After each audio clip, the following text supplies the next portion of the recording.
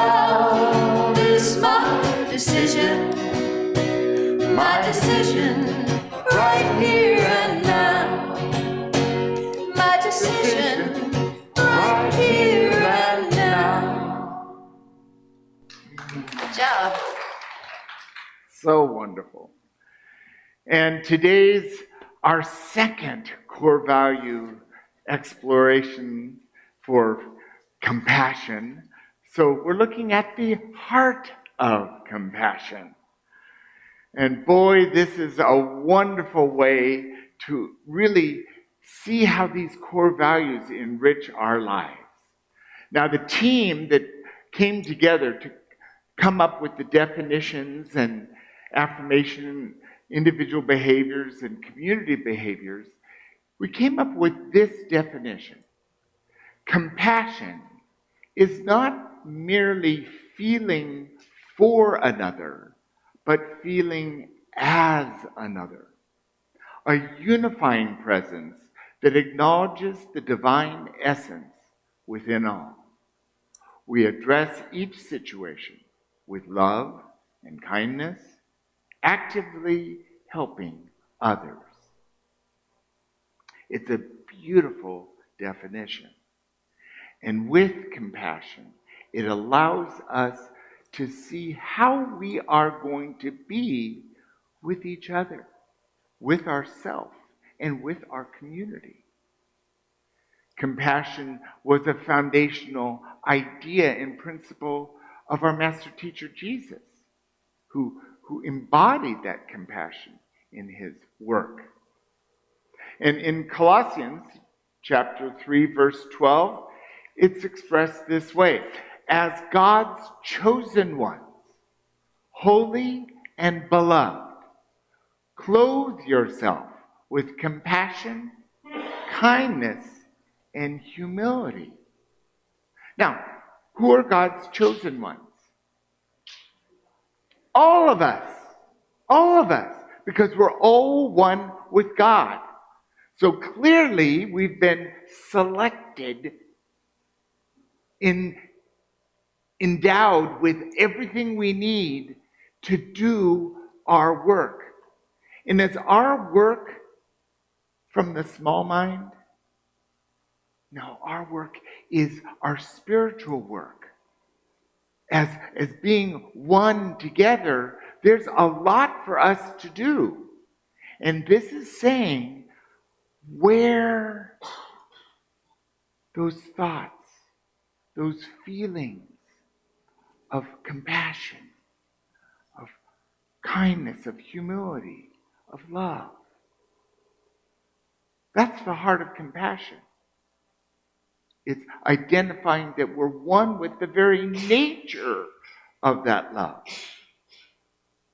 Because as our Helping Hands program, we know that sometimes we need help. Sometimes we don't know we need help, but we need help. And that allows us to be compassionate and caring for each other.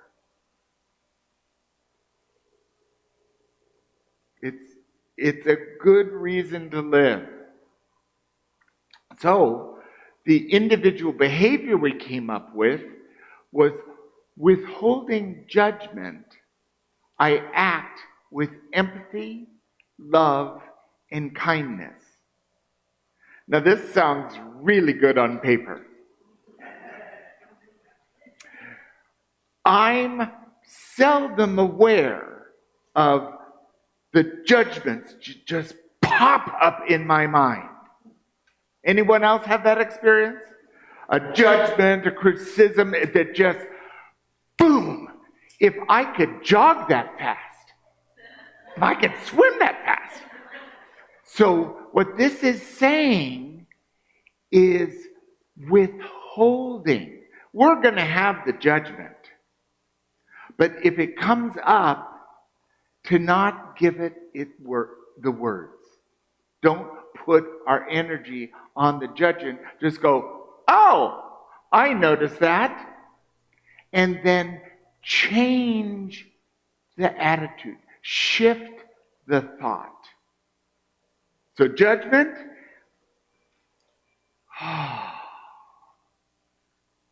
love, understanding, acceptance, kindness. This happens in our life. Anyone have any examples recently where they had a judgment or criticism and they were able to move into a empathetic, loving, kind way of being? Anyone? Okay, so a lot of hands went up for judgment, and you just stay with the judgment? Well, friends, family, especially my grandkids. I'm a great listener. And I always say, honey, there is nothing that you can tell me that you did that your grandma has not done herself. And I always remember when you're pointing the finger at somebody, there's three pointing back at you. That's right. So, there are no perfect people. We're all on the same boat. We're all perfectly imperfect. Right. Anyone else? Yeah. I was just going to say, I thought I was over this one judgment. Mm-hmm. I thought I was beyond it. Well, I wasn't. And I felt, you know how you say you get triggered? Yes. So somebody triggered, I could tell. So what I've done is I put them back on my prayer list. Mm-hmm. And I'm going to pray for their happiness and prosperity and all that stuff. And that really, it's the AA program teaches that. And it really works. It does. Sometimes it takes more than 30 days. That's right. Because they'll always suggest 30 days. And I'm like, well, that's great if you can get there in 30 days. but that's what I did with that one, is put them back on my daily prayer list. Sometimes it takes years. That's another hand over here.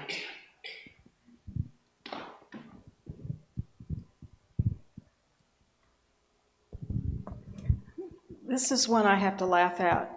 Not too long ago, we stopped at a big Buc-ee's. And this big Buc-ee's was more crowded than a typical Buc-ee's. So it was a parade of humanity. The ladies' bathroom, they're always crowded, but this one had a line that went out into the Buc-ee's, almost out the door of the Buc-ee's. So I had to stand in line, and there was an assortment of diversity of smells, etc. So I started a mantra of, we are all one, we are all sparks of the divinity. And it helped. And so when I finally found my husband, I said, we are all sparks of the divine. And he looked at me like I was crazy, but it really did help me feel like we are all one. Shifting that behavior, shifting that attitude, shifting that thought makes a difference. There was a guy this week, actually, I changed that. I have no idea who was driving the car. It might have been an automatic car. It cut me off and zoomed up. I mean, if I didn't back off, I would have hit it. It was that close. It's like, and I had instant judgment. I stopped. Wow. I prayed. I sent love, get there safely. Just changing around. And then I was able to let go of the energy that came up with the judgment. Because that's something that happens. When those come up, they're energetic. And we need to move that energy in a different way. I was installing some fuel in my truck, and some guy come out of the station, and he just lit his tires up, and they smoked, and his truck went a little sideways, and I thought, how foolish, idiot. I think that's how nice I put it. But anyhow, when I fueled up, I took off right behind him, and I don't know what was on the road, but my truck's tires lit up and went sideways. And I thought, I wasn't trying to do that. I was trying to ease out and then take off ahead of traffic. So it got me thinking, the guy wasn't trying to rattle my brain. He was just driving along, just like me. Just like me. Compassion. Got to learn to treat them just like myself. That's right. And if you're not treating yourself nice, at least treat them nice.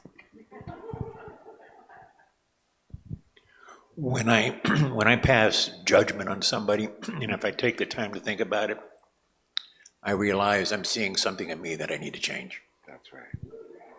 It's a great way. I was reminded on my way over here today that your moods are connected to your tissues. Yes. Yes. We're all one. One more. You brought up Christ's teaching, and he says to love thy neighbor as thyself. And I think when I'm practicing self-compassion, and I have to look at this is something the AA program teaches too, or I've heard a lot in those rooms, is hungry, angry, lonely, tired, or sick. And I'm shorter with others when I'm feeling these ways, or when I'm not practicing compassion for myself like I should. And I've got to take that time out, do that self-care, that meditation and prayer, and take time to connect. And when I'm feeling more compassionate toward myself, it seems to be easier to reflect that out to others. Yes. Thank you. Very eloquent. This is good. Oh, I love what research does, because I never seen this before. From the biographies of Myrtle Fillmore in the Unity Archives, there's this wonderful story of Myrtle Fillmore and the janitor.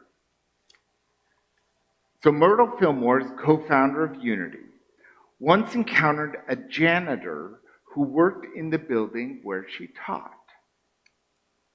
The man was poor, overworked, and clearly unwell. Instead of merely offering words of encouragement, Myrtle paused, looked at him in the eyes, and said, "You are a perfect child of God, whole and well." She spoke these words not out of pity, but deep spiritual recognition of his divine essence.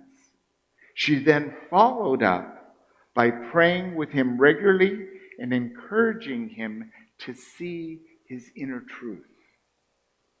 Over time, the janitor reported improved health and a greater sense of peace.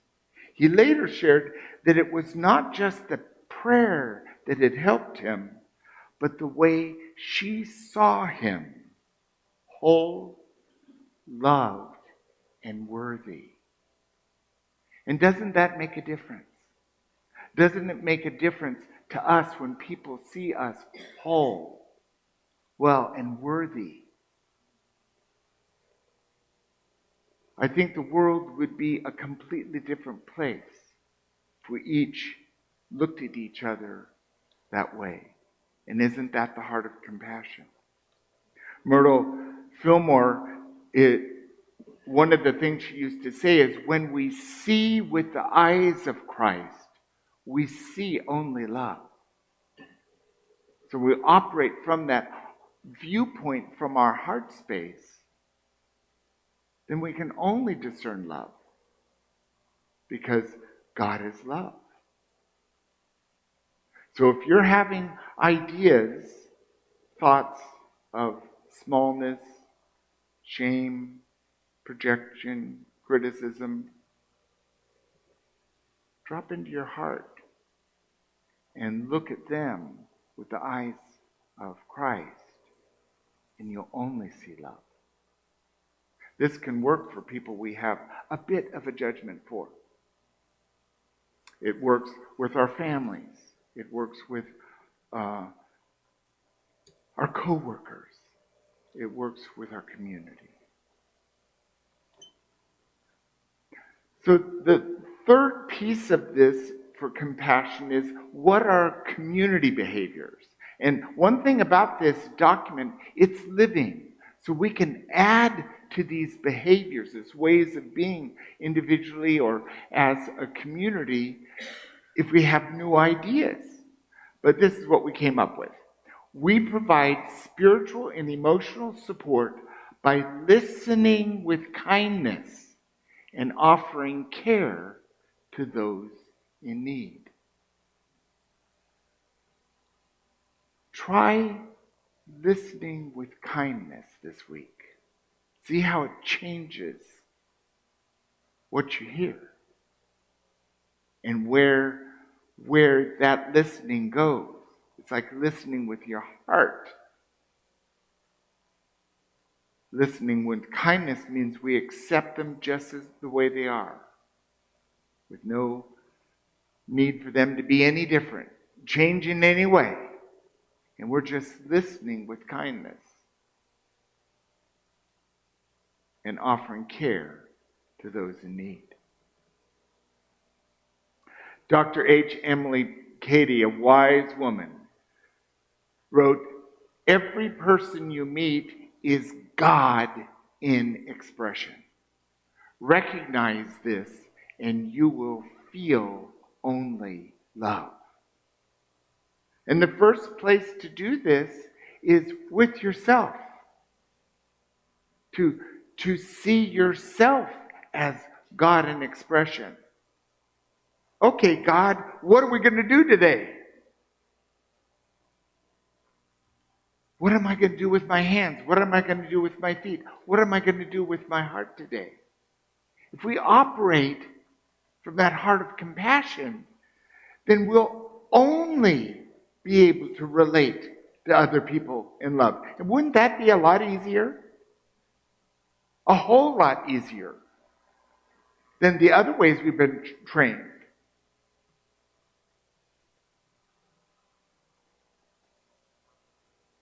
We're not here to evaluate others generally. You know, if we're a supervisor, we've got to do some evaluation of someone's work. And if we're a teacher, we've got to grade the test. But individually, we're not here to evaluate anyone else's choices. We can certainly take an inventory and look at our own thoughts and behaviors and actions, and to have compassion for that. And if we don't like a way that we're behaving, we can change it by writing it in our journal, or talking it over with a prayer partner, or striving for something different. Listen to your heart listen to yourself with kindness. Listen to others with kindness. And every one of us has the same divine essence as each of us. There's no exception. So look to that. Speak to that. Listen to that. And allow that to be a way of relating. I would imagine that your dog has no problem with this. Just every person's God. Those people with the hands that can do that, they can open the treat box, they can pull out the food, and we love that. If you're a dog. This week, our personal exploration with exploring the heart of compassion. First, practice self-compassion. This is a really good practice to release harsh self-judgment and affirm divine worth. Affirm the knowing that the divine essence is within, informing you and guiding you, allowing you to love even those rough edges that we have. The soft areas that are a little gooey and stuck to things. but he done me wrong. Yeah. Of course. Thank that person. They did their job. The second one is foster loving kindness. It's a choice. Choose to listen with love. Having loving thoughts and kind actions. Stepping out and help out with the Helping Hands program or help strangers. Allow someone to get ahead of you in line. I'm sure you've experienced, because my experience here in New Braunfels is everyone is so warm and friendly. They've got the spirit of aloha and they don't even know it. Like, you only have 3 things to buy at HEB and they say, oh, here, go ahead of me. Thank you. There's so many things. A smile makes a huge difference when you're saying hello in the morning to a neighbor rather than, I'm not glad to see you. Hi. It makes a difference. It's a smile. It does use a lot of muscles. I know it's exercise, but if you do it more, the muscles will be used to it. And third, look for Christ in others. And one way to do that is the Christ in me beholds the Christ in you. That's the whole idea of namaste. It's from the Christ in me, I behold the Christ in you. What a great way to be. Because if we're coming from the Christ within us, we're not coming from all those thoughts of judgment and criticism. We're coming from loving kindness and compassion, mercy and love. Sounds like the teachings of some, what's his name? Jesus? Yes! That's his teaching. It's love, it's compassion, it's mercy, and forgiving over and over again. It's pretty simple operating instructions. If we just do those things, we're living the very life we're meant to live. We're all here for a reason. Each of us embodies that wonderful Christ consciousness that's called to this time. Our wonderful Carol expresses that with music. And recognize as someone to hear that message from. Tom does it with art, and he certainly expresses in his art to convey that. Each of us do it. So let's celebrate our core values by enriching them in our lives. And let's be the heart of compassion. Thank you.